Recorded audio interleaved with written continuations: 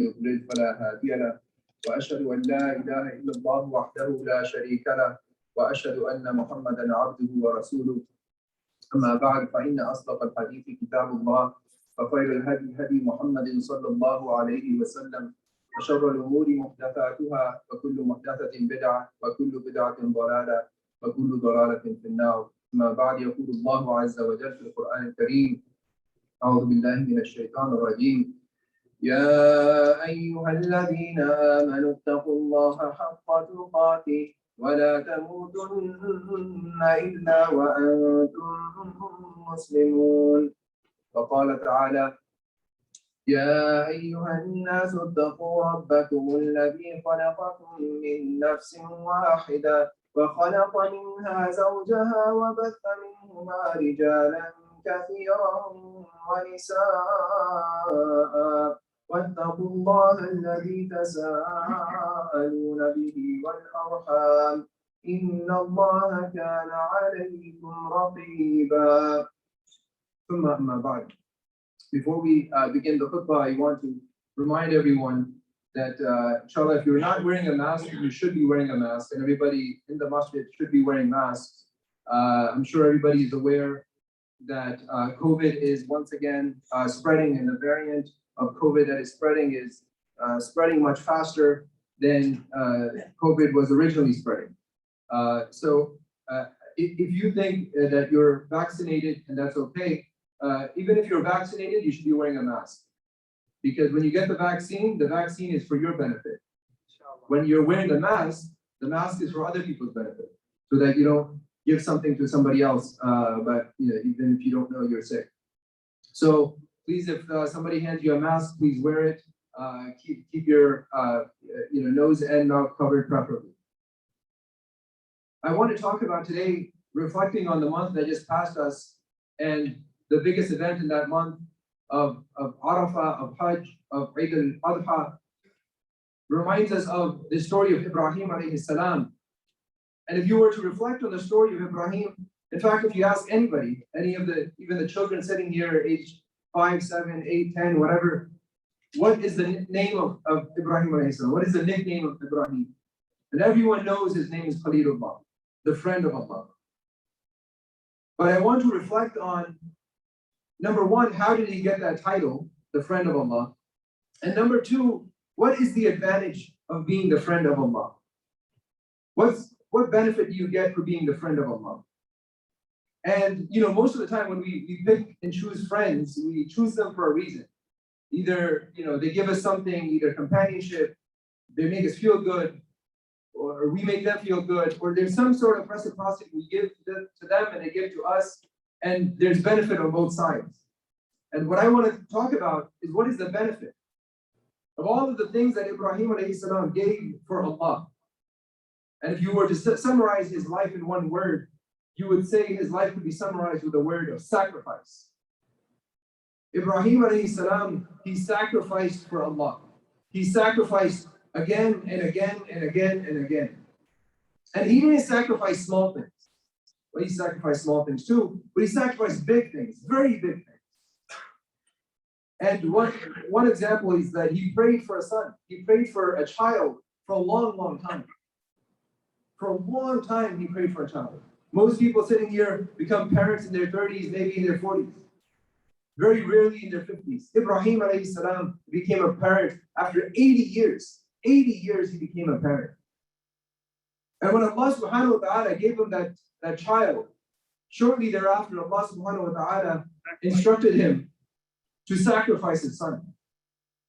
Instructed him to sacrifice his son. Because Allah subhanahu wa ta'ala, Allah Azza wa Jalla, he knows what's in the heart of Ibrahim. But he wants to show us that when Allah subhanahu wa ta'ala gives you something of meaning, of value, something that you want, that he can ask you to sacrifice it. And Ibrahim alayhi salam, Allah subhanahu wa ta'ala wanted to show us that in the heart of Ibrahim alayhi salam, no matter what he gets of this dunya, that the love of Allah subhanahu wa ta'ala is always greater. The love of Allah is always greater. And so when he got the instructions to sacrifice his son, he didn't hesitate. He was ready to carry out that order. And then if you look at his life, in no particular order. That same son and his wife, Allah subhanahu wa ta'ala ordered him to leave them in a valley with nothing, with no support, no food, no plantation, nothing. And Ibrahim alayhi salam, just like that, he's willing to sacrifice his family. But if you look at his life again and again, willing to sacrifice his life, his reputation, his family, his children, everything that he has for Allah subhanahu wa ta'ala. And Allah subhanahu wa ta'ala calls him Khalilullah, his friend. But what is the result of being the friend of Allah? Where is the reciprocity? Where is Allah giving back? And if you look, I just want to look at one example. The fire that was built to kill Ibrahim alayhi salam. Right? You know, they built a fire to kill Ibrahim. And the fire was so big that you could see it from miles away. You could see the smoke, you can see the fire, the flame of it from miles away. And it was so hot that they couldn't even go near the fire to throw Ibrahim into the fire. So how did they throw Ibrahim into the fire? They built a catapult, right? They were going to fling him from a distance because it was so hot and they couldn't take Ibrahim nearby. They couldn't themselves go near. And so they built this catapult and Ibrahim, they launched Ibrahim into the fire. And as he is flying into the fire, you know, according to one narration, Jibreel alayhi salam, one of the angels, he comes to Ibrahim and he asks him, do you need help? Or what can I do? What do you need? And Ibrahim alayhi salam, he tells the angel, he says, I don't need help from you. I don't need help from you. Because when you have Allah as a friend, then you go straight to Allah. You don't ask, you know, he didn't want to rely on the creation of Allah. But that was the tawakkul. Of course, we know from the sunnah of the Prophet ﷺ that we should rely on the means that come to us. But he was relying on Allah subhanahu wa ta'ala and Allah alone. And what was the result of that? Now, if I was to ask all of you, I said, you know, there's a big fire outside, how would you put it out? God forbid there's a fire in one of these rooms, how would you put it out? Or how could Allah subhanahu wa ta'ala put out this fire? Knowing the power of Allah subhanahu wa ta'ala, there are so many ways Allah could have put this fire out. Very simply, you can make it rain. Right? The clouds, they're under the command of Allah. Allah could have made it rain and it could have poured. Allah could have caused a flood, which He's done before. Allah subhanahu wa ta'ala could cause an earthquake. He could cause the earth to swallow up this fire. He can send a wind, a fast wind, and blow the fire. There's so many ways Allah subhanahu wa ta'ala could have put this fire out. So many different ways that we can think of. But Allah subhanahu wa ta'ala, He didn't do any of those things. Why? Because Allah subhanahu wa ta'ala was doing this, whatever He did it for somebody special. He did it because Ibrahim alayhi salam was an extraordinary person. And so what did He do for His extraordinary friend? He told the fire, Ya naru kuni bardan wa salaman ala Ibrahim. Oh fire, be cool for Ibrahim and peaceful. And before that time, we had never heard of a fire being cool. And since that time, we've never seen a fire being cool. Allah subhanahu wa ta'ala, He changed the laws of nature. The laws of nature that we've come, laws are definite. They're 100%. Right? The law of gravity is 100%. You can drop something from here, 100% of the time it will fall to the ground. Allah subhanahu wa ta'ala changed the laws of nature for His friend. But He could have put the fire out so many ways. And this is what I want you to reflect on. Because if you do extraordinary things for Allah, if you make special sacrifices for Allah, Allah subhanahu wa ta'ala will do special things for you. And Allah Azza wa Jalla, and you know how you say, you know, a lot of times when people are in a difficulty, they're going through something difficult, some challenge, they say, you know, this is too tough. Yeah, Allah got me out of this before, but this one is too difficult. Right? How am I going to get out of this one? You have some medical condition, you have some financial difficulty, you have some family issues, some social problems, whatever the difficulty. And you say, oh no, Allah got me out of this last time, but this one is really bad. I'm in real trouble. How am I going to get out of this financial difficulty?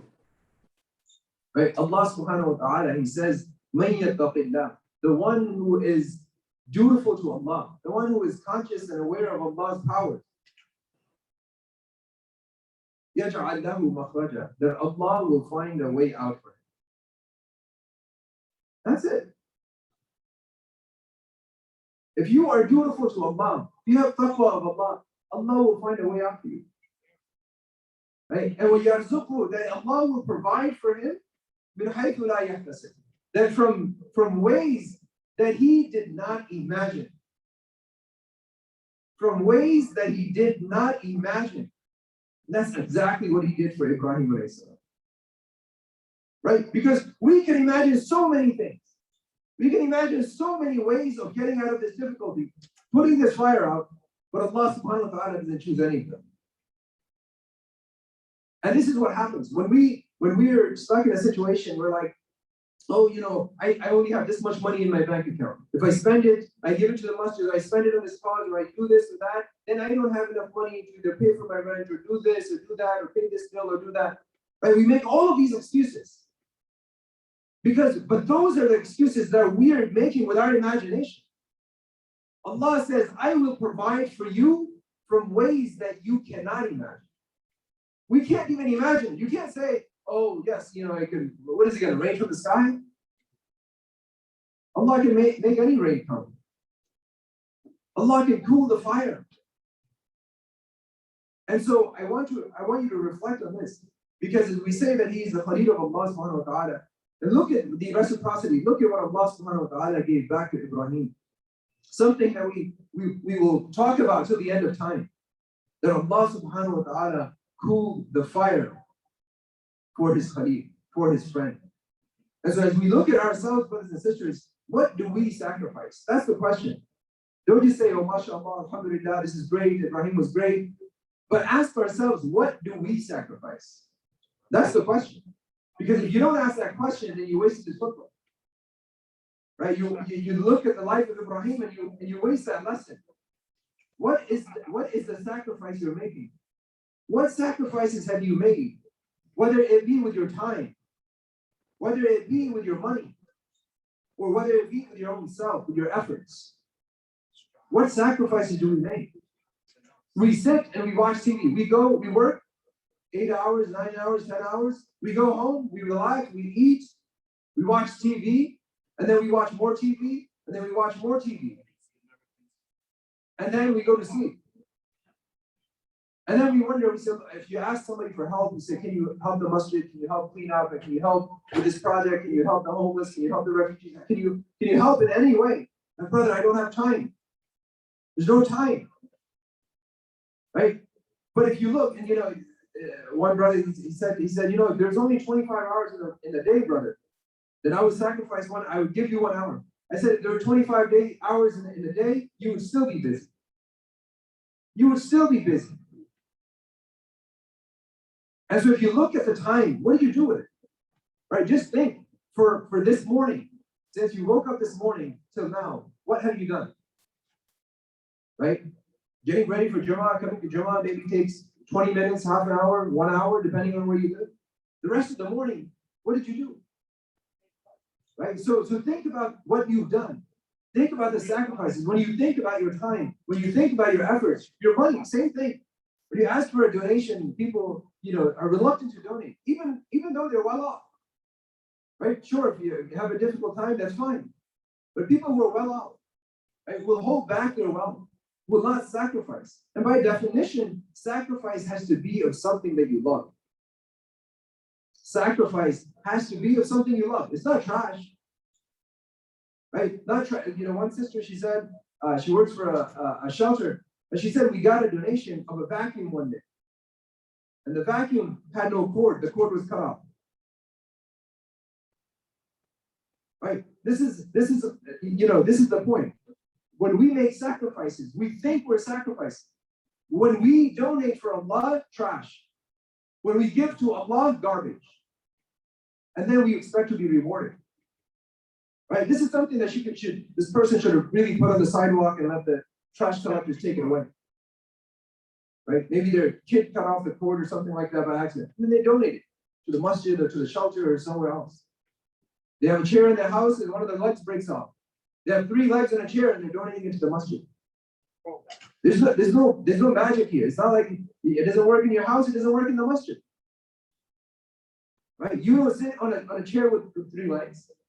Why donate it for the sake of Allah? In fact, Allah subhanahu wa ta'ala, He's so specific in one of the verses in the Quran. He says the people donate, they give for the sake of Allah things that they would not accept except with their eyes closed. Only if you're a fool in taking it, you will accept it. But those are the kind of sacrifices that we make, whether it be with our wealth, whether it be with our time, or with our efforts. And so, brothers and sisters, let us introspect, let us look at ourselves and see what sacrifices we're making. Because when we are in the need of Allah's help, when there's that big need comes, and we say, look, Allah helped His prophets, and He helped His messengers, and He helped the companions, and He helped the awliya, the special people, and all the muttaqeen. Where is my help? All you have to do is, where's your sacrifices? Look at yourself. What sacrifices are we making? So I pray that Allah subhanahu wa ta'ala gives us the ability to do this introspection, look at ourselves and see what we're sacrificing for Allah. What sacrifices we're making in all of these different domains of our lives. And then see how we can implement, how we can step it up, how we can make extra sacrifices for Allah subhanahu wa ta'ala. Anything good is from Allah subhanahu wa ta'ala, and anything wrong is from myself. May Allah subhanahu wa ta'ala forgive me and all of you.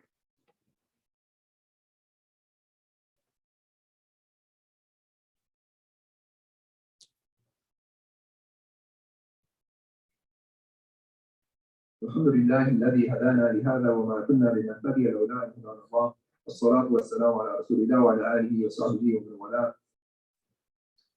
Allah subhanahu wa ta'ala, He reminds us in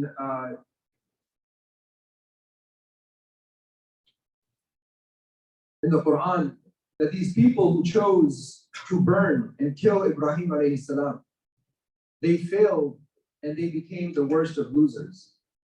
They failed and they became the worst of losers. Brothers and sisters, if you look at the sacrifices of Ibrahim A.S, and if you look at what Allah subhanahu wa ta'ala did for Ibrahim, it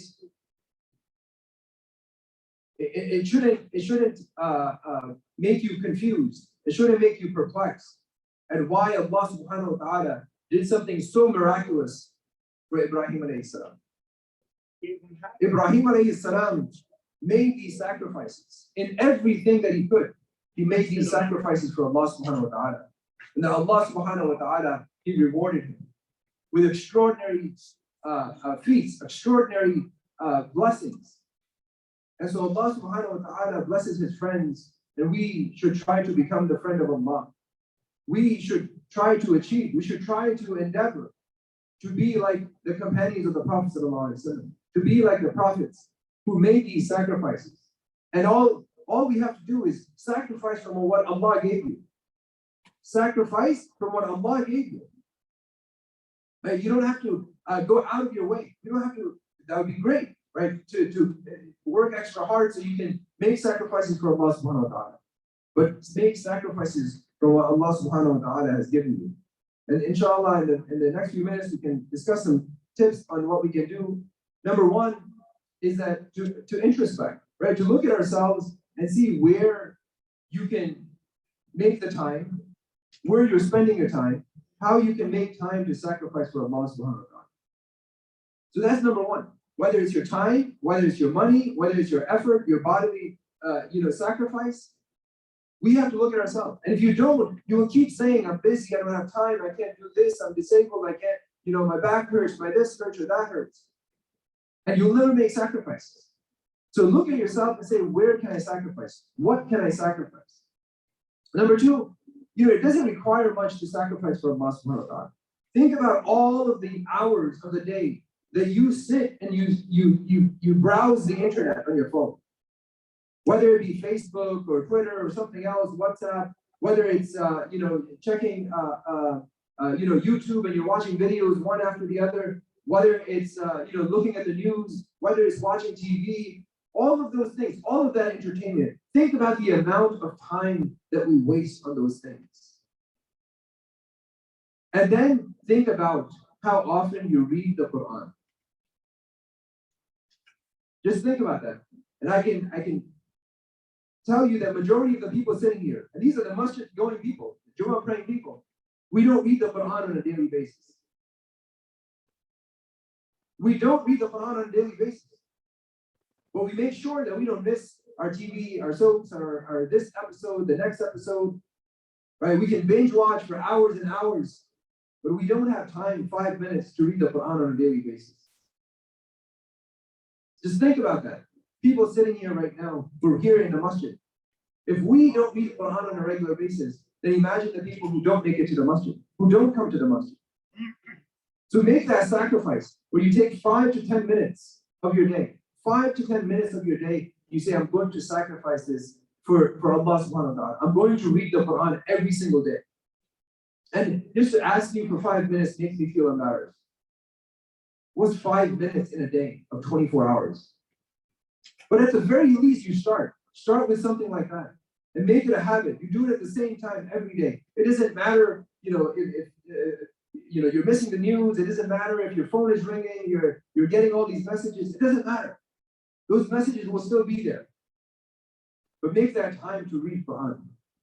Make that time to spend that time with your children reading the Quran.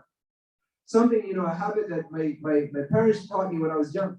We used to, every day between Maghrib and Isha, we used to sit and everybody would take turns reading the Quran. And then he would read the translation. Yeah, he was no mufassir, he was no scholar, right? But he taught us that Quran is family time. And family time should be Quran. Family time should be Islam. Family time should involve learning. And so make that sacrifice. Whether it's 5 minutes or 10 minutes, reading the Quran, reading the translation, reading the meaning. There's so many times in the day that we waste time. You might get to work a little early. If you get to work early, you might sit there and browse your phone. But maybe sit there and read the Quran on your phone. The Quran is everywhere now. It's everywhere. You don't have to carry it around with you.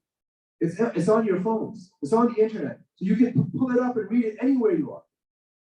Right? You go to the store and you're standing in line. You can open your phone and you can read the Quran. 5 minutes you're in line. 10 minutes, you're at the doctor's appointment, you're somewhere else, any line that you're waiting in. So many times that you can read the Quran. But this is a small sacrifice. Right? And then same goes for your money. Right? Think about all the places where you're wasting money, where you didn't really need something and you're buying it.